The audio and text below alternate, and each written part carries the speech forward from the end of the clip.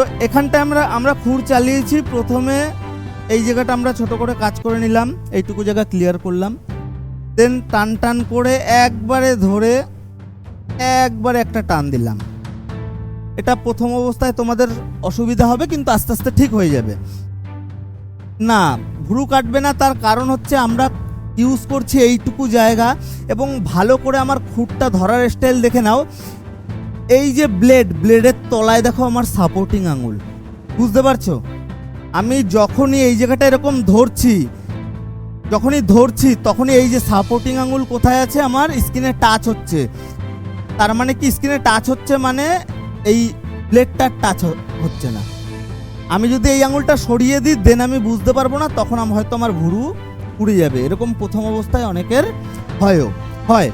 তো আমার ধরার স্টাইলই প্রথমে এমন থাকবে, দেখো এই যে একটা আঙুল, এই যে ব্লেডের যে লেন্থ তার থেকে আমার আঙুলটা নিচে আছে, মানে কি যখনই এই ব্লেডের ধারে কাছে আসবে তখন আমার আঙুল ওকে সাপোর্ট দিয়ে দেবে, আমি অ্যালার্ট হয়ে যাব।